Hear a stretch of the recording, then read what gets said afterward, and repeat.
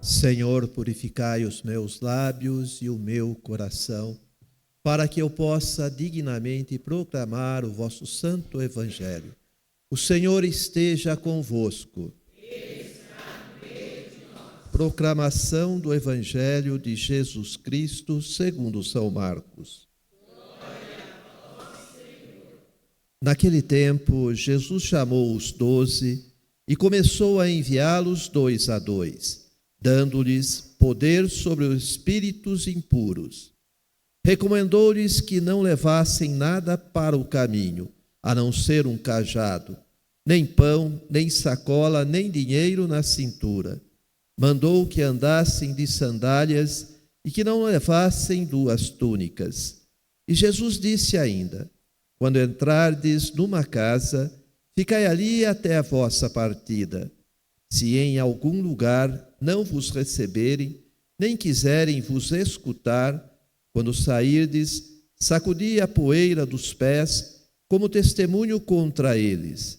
Então os 12 partiram e pregaram que todos se convertessem. Expulsavam muitos demônios e curavam numerosos doentes, ungindo-os com o óleo. Palavra da salvação. Podemos nos sentar. Queridos irmãos e irmãs, celebramos hoje o 15º domingo do tempo comum. E a primeira leitura, da profecia de Amós. Amós tomava conta de ovelhas, bois, era agricultor, trabalhava no campo, e Deus o chama para levar sua palavra. E Amós vai até Betel. Deus pede para que ele vá levar a sua palavra em Betel. E ele vai. E em Betel existe um sacerdote chamado Amazias. E esse tenta impedir o profeta Amós para que ele não leve a palavra de Deus, porque Amazias estava ligado com o rei. E todo profeta fala a verdade, leva a palavra de Deus. E a palavra de Deus incomoda aqueles que têm poder, que dominam o povo, que tentam tirar proveito deste povo. Eles não querem ouvir a palavra de Deus. Eles não querem ouvir a verdade. Querem ouvir aquilo que agrada aos seus interesses. E Amazias, infelizmente, como sacerdote, se deixou levar pelo rei e não falava aquilo que Deus queria, mas sim aquilo que o rei gostava de ouvir. Mas Amós não.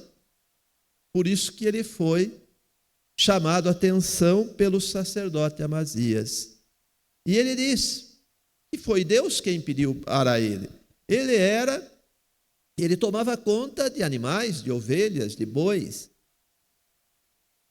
Mas Deus o chamou. Tinha uma vida tranquila, mas Deus o chamou para uma missão. E ele não ia deixar de fazer aquilo que Deus queria. Meu irmão e minha irmã, assim é a nossa vida. Deus também nos chama, assim como chamou Amós. E ele tem uma missão na nossa vida. Obstáculos vão surgir, pessoas vão tentar nos impedir, porque quando procuramos viver os ensinamentos de Deus, pautar a nossa vida na palavra de Deus, nós vamos incomodar muita gente nesse mundo que está aí, mas muita gente. Mas é preciso ser perseverante. Não podemos agir como o sacerdote aqui da leitura, que deixou-se levar pelo rei, pelo cargo, pelo poder, para não entrar em conflito com o rei, achou melhor ceder, esquecendo de Deus. Às vezes nós agimos assim, temos medo do que os outros vão falar, do que os outros vão pensar, e deixamos de ser cristãos verdadeiros, autênticos. Quantos pais têm medo de corrigir o filho? O que o filho vai falar? Vai achar que eu sou careta? Não, meu irmão. Corrija seu filho, sim. Não importa o que ele vai achar, se você é careta, se você não é careta. Não importa o que as pessoas vão pensar de nós. O importante é o que Deus vai pensar. É Ele que nós temos que nos preocupar, não com as pessoas. Então, que nós possamos ser como Amós, profeta de Deus, que fala aquilo que Deus quer, não o que as pessoas querem ouvir. Fale o que as pessoas precisam ouvir, não o que elas querem ouvir. E muitas vezes o que elas precisam ouvir, elas não gostam. Ninguém gosta. Quer ouvir aquilo que elas gostam. Não, fale a palavra de Deus, fale aquilo que elas necessitam ouvir para mudar de vida. Segunda leitura da carta de São Paulo aos Efésios, em Cristo, Deus nos escolheu antes da fundação do mundo. Essa leitura nos fala das maravilhas que Deus faz para nós, para cada um de nós. Como nós somos felizes. Deus faz tudo para nós. Manda seu Filho para nos salvar, para nos tornarmos filhos adotivos desse Deus. E às vezes nos esquecemos que somos filhos de Deus. Não agimos como tal, mas Deus vem nos alertar. Deus vem falar conosco que nós temos sim muitos motivos para louvar, para agradecer a Deus. Deus fez tanta coisa na nossa vida. O Evangelho de Jesus Cristo, segundo São Marcos, Jesus chama os 12 e os envia. Primeiro chama. Nos evangelhos anteriores, Jesus chama, capacita, orienta, depois envia. Primeiro ele chama, é preciso receber e atender este chamado. Depois ele capacita, nos orienta e depois ele nos envia, assim como fez com os 12. Jesus não envia. Olha, eu vou enviar. Não, primeiro ele chama você. É preciso aceitar esse chamado de Jesus. É preciso reconhecê-lo, ele como verdadeiro mestre, como verdadeiro Deus. E ser capacitado pelo seu amor, pela sua santa palavra. Depois ele nos envia para evangelizar, assim como enviou os 12 discípulos. E disse a eles, não leve nada no caminho. Vá com uma sandália, uma túnica e um cajado. Não leve nada, não leve alimentos, não leve dinheiro, não leve nada. Por que Jesus diz isso? Porque muitas vezes na nossa vida nós temos tantas tranqueiras, tantas porcarias que nos atrapalham no caminho da salvação. É preciso ser despojado, é preciso deixar muitas coisas que não são necessárias de lado para conseguir a salvação. Jesus nos envia a esse caminho, a essa missão que se chama mundo. E nesse mundo nós precisamos evangelizar através da nossa vida, dos nossos gestos, das nossas atitudes. E se estivermos presos a tantas coisas desse mundo, poder, ganância, ter, ser, nós vamos nos esquecer da nossa missão. Vamos nos preocupar com isso. E vamos esquecer daquilo que Jesus pede a cada um de nós. Por isso que ele fala aos 12 apóstolos, para que eles não se percam. Não se percam. E eles foram. E Jesus diz a eles, vocês vão curar muitos doentes. Vocês vão expulsar demônios. E dá poder a eles. O poder é de Jesus, não dos apóstolos. É Jesus quem dá esse poder. É Ele quem expulsa. É Ele quem faz o milagre. Mas Ele dá poder. Os apóstolos. Meu irmão e minha irmã, hoje Jesus também nos chama, nos capacita e nos envia. E nos dá poder de curar doentes, de expulsar demônios. Curar doentes muitas vezes que estão precisando de um remédio que só você pode dar, que é a sua presença, que é o seu abraço, que é o seu sorriso, que é a sua atenção. Tem tanta gente doente, precisando desse remédio, e você não dá. E Jesus pede para você: eu envio você para levar alegria, para levar um sorriso, para levar um abraço, para levar o seu ouvido para alguém, para que alguém possa desabafar. Você pode curar essas pessoas. Você tem esse poder porque Jesus está dando esse poder a você. Só que é preciso caminhar. É preciso ir à missão, não ficar parado. Não ficar no comodismo. E Jesus diz que também aos apóstolos que eles podem expulsar demônios. Meu irmão, minha irmã, hoje Jesus fala para nós: vocês têm o poder de expulsar demônios.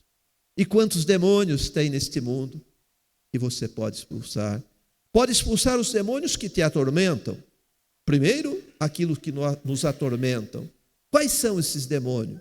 O egoísmo, a prepotência, a falta de perdão, falta de amor, falta de caridade. São demônios que nos atormentam, que nos acorrentam, que nos deixam presos ao pecado e, portanto, não conseguimos continuar com a nossa missão, com aquilo que Jesus quer de nós, que é levar a boa nova a todas as pessoas. Livre desses demônios. Expulse primeiro esses demônios da sua vida, para que depois, sim, você possa ajudar o seu irmão a expulsar os demônios da vida dele. Antes é preciso se libertar. Acorrentado não dá para sair em missão. Quando estamos acorrentados no pecado, não conseguimos sair do mesmo lugar, a não ser o pecado. Jesus quer nos libertar. Mas é preciso ter fé, é preciso ter o desejo de sermos pessoas livres. Cristo já passou por uma cruz, morreu nessa cruz, já ressuscitou para nos tornar pessoas livres. E ainda insistimos em ser escravos, escravos do pecado. Que nós possamos nos libertar. As chaves da corrente que te prende está nas tuas mãos. Se livre. Se livre das correntes do pecado, para que você possa ser um discípulo de Jesus, para que você possa ser exemplo neste mundo que precisa tanto da sua presença. Você veio a esta igreja, você veio se encontrar com Jesus, e tenha certeza que você está se encontrando sim, porque Ele se faz presente. Ele fala com cada um de nós, e daqui a pouco, através da Santa Eucaristia, Ele quer fazer morada na nossa vida, nos fortalecendo, nos santificando, porque recebemos o verdadeiro santo. E Ele quer fazer isso para que você o leve a todos os lugares que você estiver. Lá na sua casa, junto à sua família. Não dá para ser a mesma pessoa. Uma vez que eu recebo Jesus, que eu tenho essa intimidade com o Senhor, eu não consigo ser o mesmo. Eu tenho que ser uma pessoa diferente. Não dá para sair pela porta dessa igreja a mesma pessoa que eu entrei, não. Todos aqueles que encontraram com Jesus, tiveram essa experiência com Jesus, saíram pessoas diferentes. Todos saíram renovados pelo seu amor, saíram renovados pela sua graça, receberam esse grande milagre de transformação, de conversão de vida. Nós também podemos receber esse milagre. Basta desejarmos, basta pedirmos, basta percebermos que quem está aqui é o Senhor da nossa vida, aquele que tudo pode, que pode transformar a nossa vida, que pode resolver esse problema, meu irmão e minha irmã, que você acha que não tem solução. Tem solução sim. Jesus pode resolvê-lo, mas é preciso ter fé, é preciso acreditar, é preciso reconhecer Jesus na Santa Palavra, na Santa Eucaristia. O milagre não acontece porque nós não temos fé. Quando Jesus vem caminhando pelas águas e a barca está agitada com os discípulos, Pedro e os demais discípulos acham que é um fantasma e ficam com medo. E perguntam: quem é? Jesus diz: não tenhais medo, sou eu. E Pedro diz: se é o Senhor, faça com que eu vá andando ao teu encontro pelas águas. E Jesus diz a Pedro: vem. E ele vai. Corajoso Pedro, ele vai. Ele começa a caminhar pelas águas. Caminha pelas águas. Mas de repente, o vento bate forte sobre Pedro e ele fica com medo. E nesse exato momento, ele afunda. E grita: Senhor, eu estou me afogando, estou me afundando. E Jesus estende a mão e o tira da água. E diz a ele: homem de pouca fé. Às vezes isso acontece na nossa vida. Estamos caminhando pelas águas, juntamente com Jesus. Mas basta um ventinho, uma dificuldade, uma barreirinha na nossa vida, pronto. Já perco a fé, já tenho medo e me afundo. Mas Jesus nos ama. Ele vem de novo com a mão, segura nas nossas mãos e nos ergue. E fala: continue, eu estou com você. Mas não perca a fé, não desanime. Continue a sua jornada, você não caminha sozinho. Eu estou com você. Não percebemos Jesus, como também na mesma barca, os discípulos com Jesus, Jesus na polpa, dormindo, descansando, o mar agita de novo. E os discípulos ficam bravos com Jesus. Nós aqui perecendo e o Senhor dormindo, Jesus. Jesus manda o mar se calar e o vento parar. E no exato momento, o vento se cala e o mar se torna manso. E eles dizem: quem é este que manda até no vento e no mar? É o Deus da vida deles. Às vezes Jesus está tão perto de nós, está dormindo ali do nosso lado, e você ainda tem medo, você ainda tem dúvida, ainda se desespera, ainda se entristece, ainda vive com a cara amarrada. Pare com isso, meu irmão. A segunda leitura diz para nós as maravilhas que Deus fez na nossa vida. Não há motivo para ficar triste, para ficar desesperado. Você tem um Deus que te ama. Tem um Deus que está sempre presente na sua vida. Os obstáculos vão acontecer, sim. Vai vir tempestade, vai vir vento forte, você vai cair na água, mas Jesus vai te levantar. E a tempestade passa, o vento forte passa, o sol volta a brilhar, o dia belo vai voltar a acontecer. Às vezes é preciso passar pelas dificuldades. Às vezes é para a gente acordar, para a gente se purificar, talvez. É preciso. O que nós não podemos é desistir, desanimar. O que nós não podemos é perder a fé. Que possamos reconhecer esse Jesus que caminha conosco, está sempre perto de nós, mas que muitas vezes nós não o percebemos, não o notamos, não o ouvimos. E aí achamos que ele esqueceu de nós. Ele jamais se esquece de nós. Somos nós que esquecemos de Jesus. Ele jamais se esquece de nós. Amém? Professemos